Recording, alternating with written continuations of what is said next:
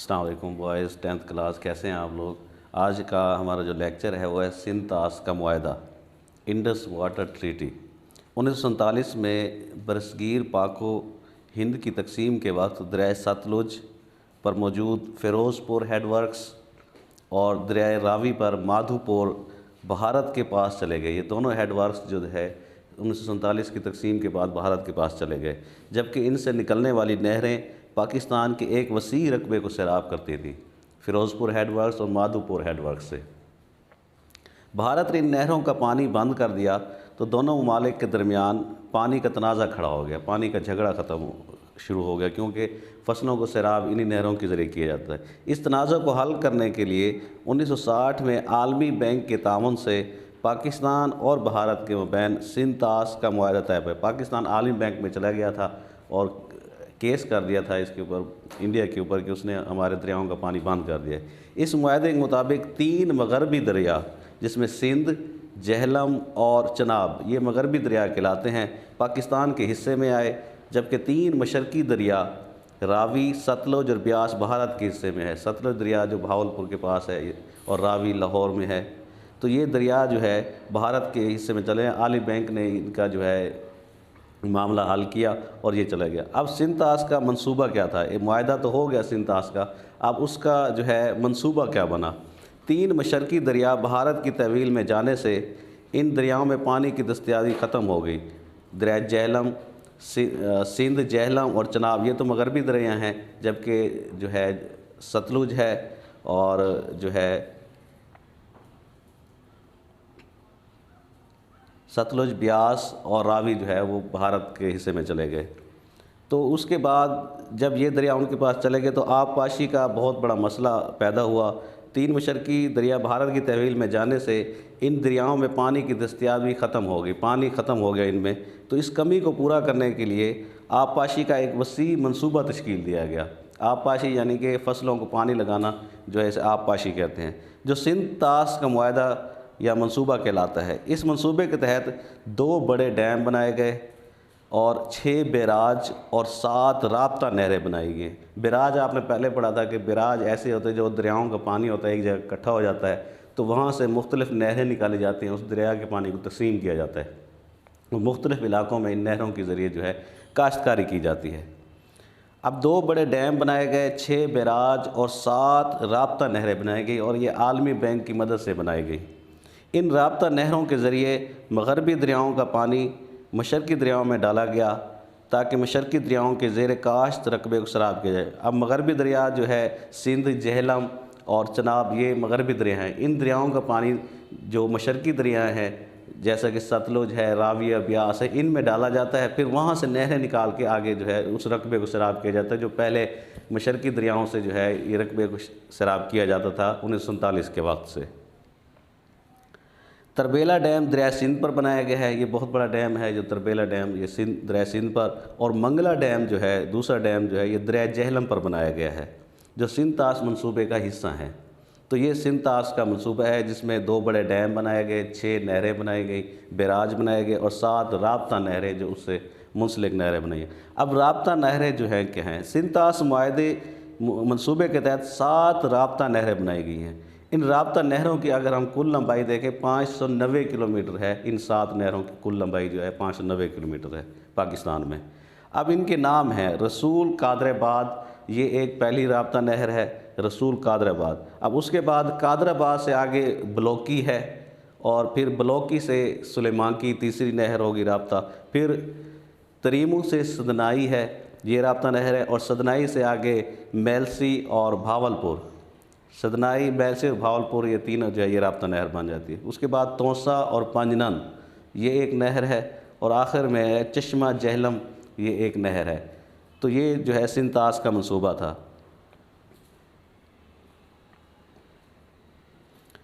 اس کے بعد جو ہمارا ٹاپک شروع ہوتا ہے وہ ہے زراعت میں جدیدیت، کہ زراعت میں جو ہے ہم کس طرح جدید اشیاء مشینری کو لائیں تو ہماری زراعت ترقی کر سکتی ہے۔ اب اس میں ہم کون سے اقدامات دیکھیں گے کہ اگر ہم کریں تو زراعت میں جو ہے جدیدیت آ سکتی ہے۔ سب سے پہلے مشینوں اور کھادوں کا استعمال۔ پاکستان میں زرعی شعبہ مشینوں کے استعمال سے پیداوار میں بہت اضافہ ہوا ہے. ہم نے زراعت میں مشینوں کا استعمال کیا ہے تو زراعت میں پیداوار فی ایکڑ پیداوار میں اضافہ ہو گیا ہے. زمین کی تیاری اور کاشت کے لیے ٹریکٹر اور ڈرل کا استعمال کیا جاتا ہے. زمین کو تیار کرنا، ہموار کرنا اور کاشتکاری کے لیے بھی جو ہے اس کا استعمال کیا جاتا ہے. کٹائی کے لیے کمبائن ہارویسٹر کا استعمال کیا جاتا ہے. یہ مشینیں ہیں ہارویسٹر. اور زمین کو ہموار کرنے کے لیے، نرم کرنے کے لیے لیزر لینڈ لیولنگ ٹیکنالوجی کا استعمال ہو رہا ہے. یہ بھی ایک مشین ہے جو کہ زمین کو ہموار کرتی ہے، نرم کرتی ہے. بہترین کھادوں کے استعمال سے بھی فی ایکڑ پیداوار کا کافی اضافہ ہو گیا. تو ہم نے اچھے کھادیں استعمال کر کے بھی ہم فی ایکڑ پیداوار میں ہم نے اضافہ کیا ہے. تو یہ ہے مشینوں اور کھادوں کا استعمال. اس کے بعد ہے اچھے بیجوں کا استعمال. اچھے بیجوں کے استعمال سے بھی فی ایکڑ پیداوار میں اضافہ ہو جاتا ہے. پاکستان میں زراعت کی ترقی کے لیے اچھے بیجوں کا استعمال کیا جا رہا ہے جو مختلف فصلوں کی فی ایکڑ پیداوار بڑھانے میں اہم کردار ادا کرتے ہیں. اچھی اگر فصل ہم نے حاصل کرنی ہے تو اچھے بیجوں کا استعمال کیا جاتا ہے. باہر دوسرے ملکوں سے جو ہے بیج منگوایا جاتا ہے، امریکہ، جرمنی سے، اور اس میں اضافہ کیا گیا. اندرون ملک تیار ہونے کے علاوہ یہ بیج دوسرے ممالک سے درآمد بھی کیے جاتے ہیں. اس کے بعد ہے کیڑے مار ادویات. ہمارے ملک کی آب و ہوا فصلی بیماریوں اور کیڑے مکوڑوں کے لیے سازگار ہے.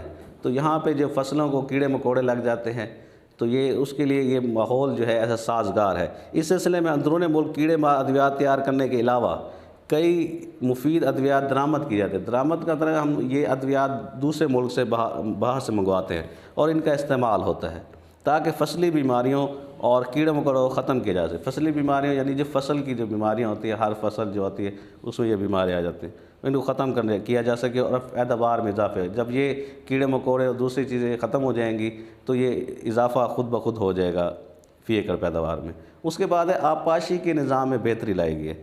نہری نظام میں بہتری، ڈیموں کی پانی ذخیرہ کرنے کی صلاحیت میں اضافہ اور بیراجوں کی تعمیر سے پاکستان آبپاشی کے نظام میں بہتری آئی ہے. جو ہم نے ڈیم بنائے ہیں، نہروں کو کھدائی کی ہے، نہروں میں اضافہ کیا ہے، تو اس سے بھی ہمارا آبپاشی کا نظام بہت بہتر ہو گیا ہے اور زراعت میں ترقی ہو رہی ہے. روایتی کھالوں کی بجائے اصلاح کردہ کھالوں سے آبپاشی کی جائے. جو پرانے کھالے قسم کے تھے اس سے ہٹ کے جو ہے نئے قسم کی جو ہے اصلاح کردہ کھالے، اچھے کھالے بنائے گئے ہیں جس سے پانی ضائع بھی نہ ہو، بخارات بن کے اڑ بھی نہ جائے اور فصلوں کو جو ہے بہتر طور پر مکمل پانی دیا جا سکے. آبپاشی کے لیے ڈرپ اور سپرنکل جیسے کفایتی اور جدید طریقوں کا استعمال بھی ہو رہا ہے آبپاشی کے لیے. اس کے بعد سیموتھور ہے. سیموتھور جیسے مسئلے پر قابو پانے کے لیے مختلف منصوبے بنائے گئے ہیں. سیموتھور یہ ایسا مسئلہ ہے جس میں زمین جو ہے بنجر ہو جاتی ہے، زرخیز زمین بنجر ہو جاتی ہے، اس میں جیسے نمک کی طرح زمین بن جاتی ہے، نمک جیسے پھیلا ہوا ہو زمین کے اوپر، تو اس طرح زمین ہے جسے سیموتھور کہتے ہیں، جس سے سیم زدہ رقبہ دوبارہ کاشت کے قابل بنایا گیا ہے سیموتھور کے مسئلے پر قابو پا کر. مزید علاقوں کو سیم زدہ ہونے سے بچانے کے لیے اقدامات کیے گئے ہیں کہ مزید علاقے جو ہے اس کے ساتھ جو ہیں وہ مزید علاقے اس بیماری کی زد میں نہ آئیں. اس کے بعد نئی سڑکیں بنائے گئے ہیں. کاشتکاروں کو اپنی اجناس جو چیزیں ہیں، گندم ہے، کپاس ہے، چاول ہے، سبزیاں ہیں، پھل ہیں، تو یہ جو اجناس ہیں منڈیوں تک لانے میں دشواری کا سامنا کرنا پڑتا تھا، بڑا مشکل ہوتی تھی. لیکن اس کے لیے جو ہے حکومت نے جو ہے نئی سڑکیں بنائی ہیں تاکہ منڈیوں تک ان سامان کی رسائی آسان ہو سکے اور جو ہے کم وقت میں پہنچ سکیں اور کم خرچ میں. تو اس سلسلے میں بعض دور دراز علاقوں میں نئی سڑکیں بنائی گئی ہیں جس سے جو ہے ہماری زراعت میں جدیدیت آ گئی ہے. تو ان اقدامات سے جو ہے زراعت ہماری ترقی کر رہی ہے اور مزید جو ہے اقدامات کرتے رہیں گے تو مزید ترقی ہو جائے گی. یہ آج کے ہمارے ٹاپک تھے، امید ہے کہ آپ سمجھ رہے. اس میں MCQ سوال بھی آ سکتے ہیں اور جو ہے اس میں جو بڑے سوال ایگزام کے بھی آ سکتے ہیں اور جو شارٹ کوئسچن بھی. تو اس کو آپ نے اچھی طرح یاد کرنا ہے اور اس میں سے آپ کا پیپر بنے گا. خدا حافظ.